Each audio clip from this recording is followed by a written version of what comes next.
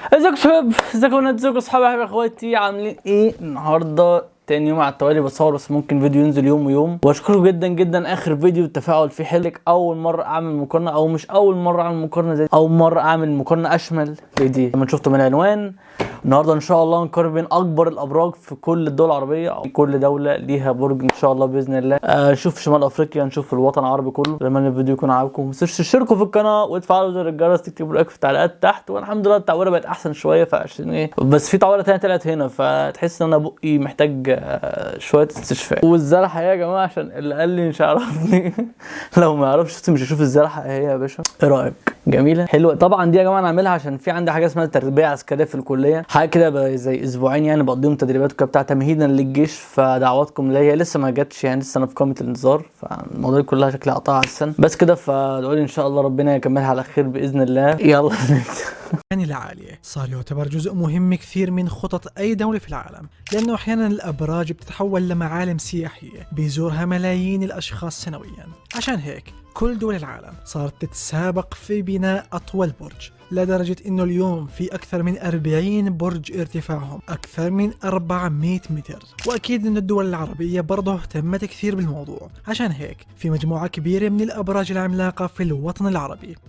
معكم مستر نيو في فيديو جديد، واليوم راح نحكي عن أطول برج في كل دولة عربية. لكن قبل ما نبدأ اتأكد انك مشترك في القناة وفعل الجرس.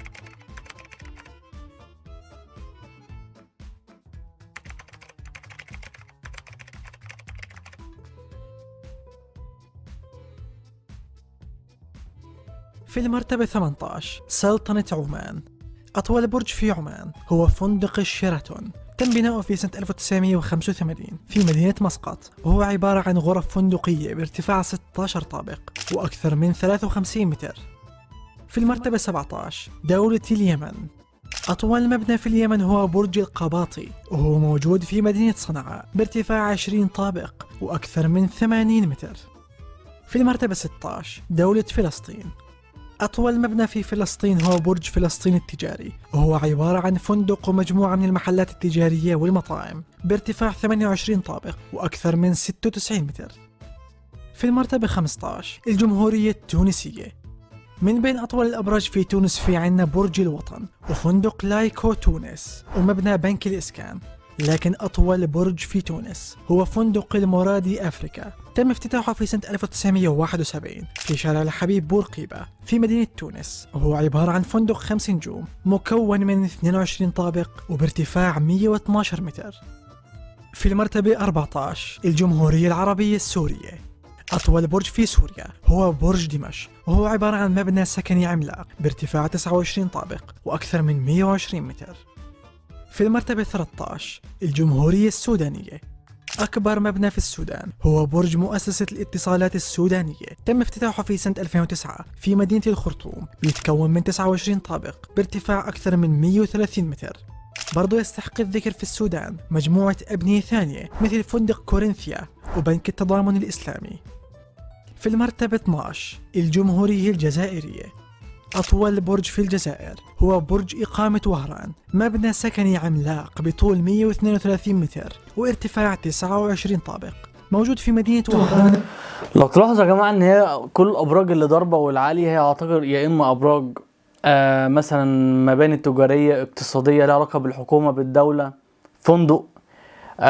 فاعتقد يعني هي دي الابراج، وهي دي فعلا اللي الحاجات المستغله صح. يعني انت مثلا لو هتعمل برج تجاري زي ده ويبقى زي معلم اللي هو مثلا خروجه مثلا كده، زي مثلا ايه عندنا برج القاهره.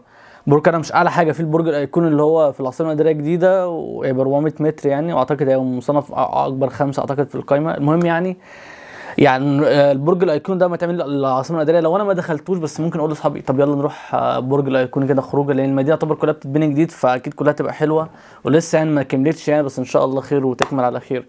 ف الحاجه دي زي ما هو قال في اول فيديو ممكن تبقى معلم، ممكن تبقى خروجه كده، لو انت خارج انت واصحابك المكان ده مثلا تاكلوا حاجه بس تشوف البرج المنظر يبقى حلو طبعا، لان اغلبيه المباني عندنا مثلا في الدول العربيه مش طويله قوي يعني عاديه. الجزائرية، وبيضم أكثر من 135 شقة بأحجام مختلفة. برضو يستحق الذكر في الجزائر أبراج باهية الأربعة وبرج بنك الخليج العربي. في المرتبة 11 المملكة المغربية. أطول مبنى في المغرب هو برج الدار البيضاء للتمويل، وهو عبارة عن مجموعة من المكاتب والشركات تم افتتاحه في سنة 2019 في الدار البيضاء بارتفاع 28 طابق و136 متر. يستحق الذكر في المغرب مبنى شركة الاتصالات المغربية، أبراج الدار البيضاء التوأم، وطبعا حاليا بيتم في المغرب بناء برج محمد السادس يلي لما ينتهي راح يكون بارتفاع 250 متر. في المرتبة 10 الجمهورية العربية الليبية. ليبيا بتحتوي على مجموعة كبيرة كثير من الأبراج العملاقة مثل فندق GW ماريوت وفندق كورنثيا باب أفريكا وبرج طرابلس. أما أطول مبنى في ليبيا وهو برج بولايا، وهو عبارة عن مجموعة من المكاتب تم بناؤه في سنة 2007 في مدينة طرابلس بارتفاع 34 طابق و144 متر. في المرتبة 9 الجمهورية العراقية. أطول برج في العراق هو فندق جراند ميلينيوم، تم في سنة 2013 افتتاحه في مدينة السليمانية، وهو عبارة عن فندق فاخر بارتفاع 150 متر بيحتوي على 38 طابق وأكثر من 250 غرفة. تكلفة البناء كانت أكثر من 260 مليون دولار. يستحق الذكر في العراق فندق شيراتون عشتار، برج إمباير بيزنس، وبرج جاف. في المرتبة 8 جمهورية مصر العربية. هيجيب برج القاهرة 150 لسه عشان برج الأكون لسه ما كملش بناءه. حاليا بيتم في مصر بناء البرج الأيقوني بارتفاع 393 متر، لكنه لسه ما جهز فما راح أحسبه، وراح أحسب بداله أطول برج حاليا برج القاهرة. تم بناؤه في القاهرة سنة 1961 وهو مطل على نهر النيل. البرج عبارة عن مجموعة مكاتب ومطاعم وبيتم استخدامه في الاتصالات، بيحتوي على 60 طابق وطوله أكثر من 187 متر. في المرتبة 7 المملكة الأردنية الهاشمية. أطول برج أردني هو فندق عمان روتانا، جزء من مشروع العبدلي، تم افتتاحه في سنة 2016 وهو فندق فاخر بيحتوي على 412 غرفة ومجموعة من المطاعم الفاخرة وبيتكون من 50 طابق. أما تكلفة بناء الفندق فبتتخطى 280 مليون دولار وارتفاعه أكثر من 188 متر. يستحق الذكر في الأردن فندق دبليو عمان، مستشفى العبدلي، وفندق الرويال. في المرتبة 6 الجمهورية اللبنانية. أكبر مبنى في لبنان هو برج سما بيروت، وهو عبارة عن مركز سكني تجاري موجود في مدينة بيروت. تم افتتاحه في سنة 2017 وبيتكون من 51 طابق وارتفاعه أكثر من 195 متر. يستحق الذكر في لبنان برج 44، برج بوابة السماء. في المرتبة 5 مملكة البحرين. أكبر مبنى في البحرين هو فندق فور سيزونز، واحد من أكبر فروع سلسلة الفنادق المعروفة بارتفاع أكثر من 270 متر. تم بناؤه في سنة 2015 في مدينة المنامة وبيتكون الفندق من 50 طابق وأكثر من 270 غرفة فاخرة. يستحق الذكر في البحرين مرفأ البحرين المالي، مركز البحرين التجاري العالمي، برج يونايتد. في المرتبة 4 دولة قطر. أطول برج في قطر هو برج أسباير، تم بناؤه في سنة 2007 في مدينة الدوحة. هو عبارة عن مجموعة من الفنادق والنوادي الرياضية والمسابح والمطاعم الفاخرة. البرج بيتكون من 50 طابق وارتفاعه أكثر من 300 متر. أما تكلفة البناء فكانت 150 مليون دولار. يستحق الذكر في قطر برج الدوحة، فندق كيمبينسكي، برج الفيصل، وحاليا بيتم بناء برج لوسيل بلازا بارتفاع 309 متر.